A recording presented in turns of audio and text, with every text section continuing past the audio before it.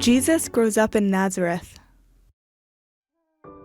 Jesus was born here on earth as a human, but there was something very special about him.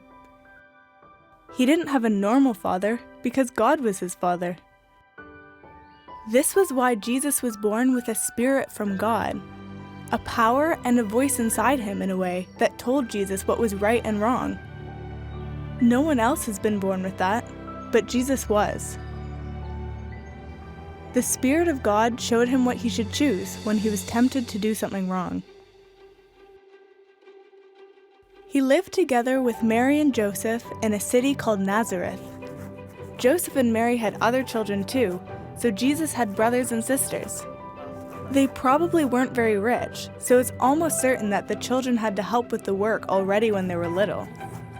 Jesus knew his whole life who he was, that he was God's own son, and that his task was to help the people in the world. But there weren't very many people other than he and his family who knew that. So, Jesus certainly experienced many of the same things other children do, like how siblings can be annoying, or what it's like to be left out of a game. There was no one who treated Jesus in a special way, so he knows very well what it's like to be a child. But no matter what happened or what he was tempted to, he always chose the good. He never did anything evil, what we call sin, but he was good to those around him. One day, when Jesus had become a young man, the Spirit of God told him that he was to say more about who he was and why he came to earth. So he walked to the synagogue, which is like a church or a hall where the Jews met. They gathered there to read the Bible and pray. It is serious and quiet in a synagogue, and there are clear rules of what you can and cannot do. On this day, there were a lot of people in the synagogue. Jesus stood up. It was completely quiet in the hall. He read a Bible verse that said that God's Spirit was in him and that it was he who was chosen to help the people. After that, he closed the scroll and said, "Today this Bible verse has been fulfilled while you were listening." Everyone was completely quiet. They stared at Jesus. They were probably a little confused about what he had actually said. They thought he had said something good, and the way that he had said it impressed them at first.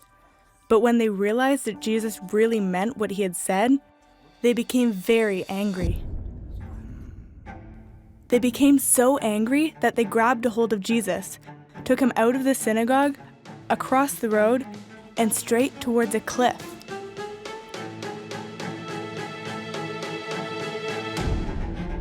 The people that Jesus had grown up with, who had known him since he was little, were now completely ready to throw Jesus off the cliff.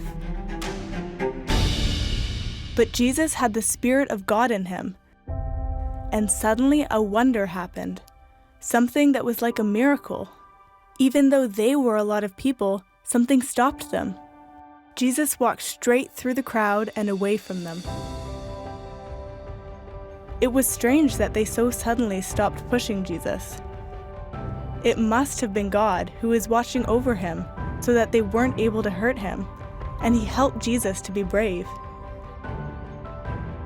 Then, a new time began for Jesus. The years in Nazareth were over, and he would now travel around Israel to speak to the people.